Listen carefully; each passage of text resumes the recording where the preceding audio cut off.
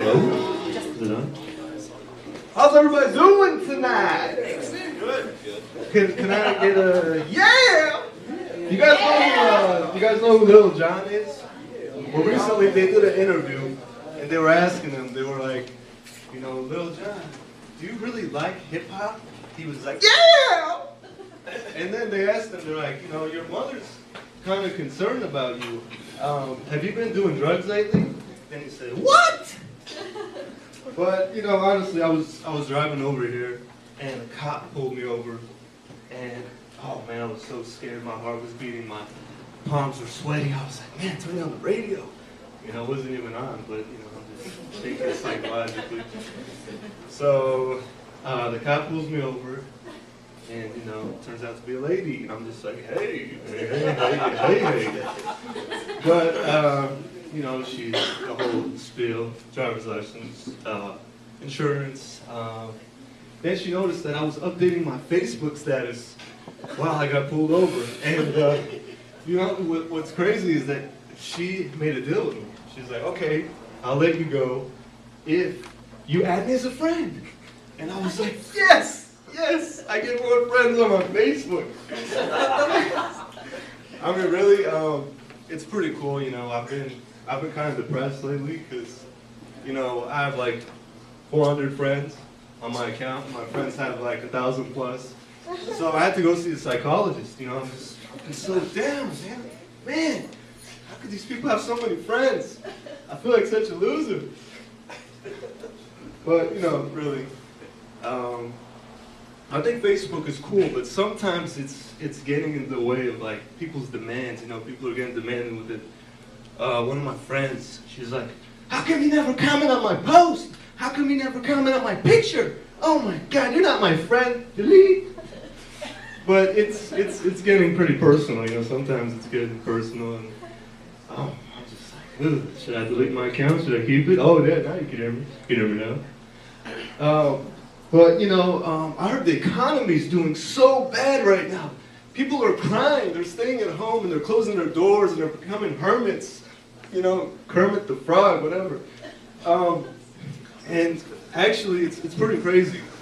One of these guys I know, he was applying to work for a position with the homeless. You know, some of the requirements are you got to be able to hold up the sign. The other one's pushing the cart, and the other one is collecting cans. So I'm like, man, the economy's doing pretty bad. But you know, it's bounced back, and my voice keeps fading in and out, or is it me? But you know, I think it's pretty cool. We have a cool governor right now. You know, Arnold. He's pulling some strings. You know, Obama said, "I'll keep you as long as you keep doing those movies." You know, Expendables, 5-second roll. Yeah, got him. You know, Michael Jackson. Ow! You know, he got him. But really, you know, I heard that they're gonna rewrite the Constitution so that Arnold Schwarzenegger could become president because he's done such a great job in Hollywood. You know, he came out with his movies, you know. I actually saw him the other day. I was driving on El Camino, and I saw him on the 101 in a rush hour. Not Jackie Chan, but I saw him in there, and he was going berserk. I'm like, how could this guy be governor? You know, he's like, move, get out of the way, you stupid cow, what are you doing? What are you doing? I have a hammer, you should move. And I was like, wow, this guy's crazy. You know, in the movies, you only see him, he only says a couple words, you know. He's like, go to the chapel, or he says, get down. But I think there's some pretty cool actors, you know. You got like Van Damme, he goes, push, he kicks the guy, and then he goes, chill out. You know? He's like so low key, you know, he does the splits and hits the guy, and he's always in some pose or something. But really, you know, I'm just glad to be here tonight, you know, open mic. I tried to imagine what funny would be, so, you know, I just closed my eyes and I was like, yes, it is you, Grasshopper. It is you, the chosen one. But I think we should all be having PMLs is what I call it, pre-meeting labels. It would make life so much easier. You know, if you know what the person's personality is going to be like, or what their mood is, based on what color they're wearing. You know, like this month, everybody's wearing pink. to support breast cancer. That's cool. But you know, if you're wearing like a white shirt, it means that you know you're chatting a lot. You chatty. You know, if you're wearing red, obviously you're a funny comedian. So you know, PMLs are cool. I think you know if people came with pre-meeting labels, we know who to stay away from and who to keep close. But yeah, you know, also I really love dating. You know, dating is cool. But it's getting expensive now. The economy's doing bad, and I decided to date myself. Yes, I was like, you know, I couldn't help it. You know, I went on Facebook and I put relationship status, self,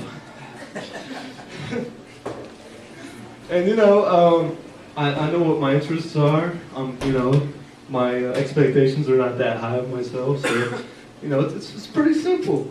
But I also like to date in another form. Let's call it acronym for discriminating against the elderly. I'm sorry, old people. This is 80 plus. So, you know, I was in the DMV the other day, and I'm just so concerned because these old people are on El Camino. They're swerving more than a teenager texting while driving, you know? I'm like, what's going on?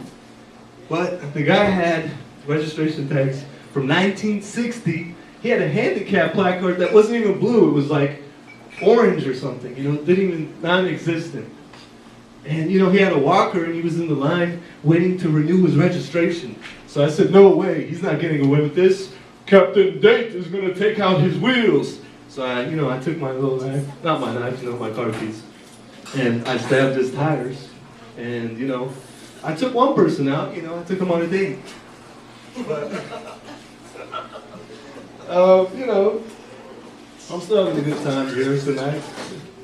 But I love old people, you know, my grandparents, you know, I love them to death. Not death, death. Because sometimes they can't hear, and I'm just like, yeah. Where's Little John when you need him? I need him to yell a little bit louder, you know. What? But, you know, one time this old person I know came up to me and they said, you know, have you seen my keys? And I'm looking at them, and I'm like, what in the world are they asking me this for? And she's holding a key ring with 18 plus keys, and I could hear her from like a block away. Dingy, dingy, dingy. Like you can hear this from like a block away. And I was like, they're in your freaking hands, woman! And she says, oh, I'm so sorry, I wasn't wearing my hearing aid. So, you know, I mean, discriminating against the elderly. I still love them to death, but, you know. But I think my comedy time is good. Yes. But I was a psychiatrist or psychologist. What's the difference anyway between a psychiatrist and a psychologist? Oh, so some people know. Some people have actually attended services. But what I hear, you know, is that they're pretty expensive. Like they charge you, what is it, $15 a minute? Something like that, something extreme. And then, you know, you go there and you sit down and you talk to them and they ask you, so how was your childhood? Did your parents beat you? How did you grow up? How was the environment?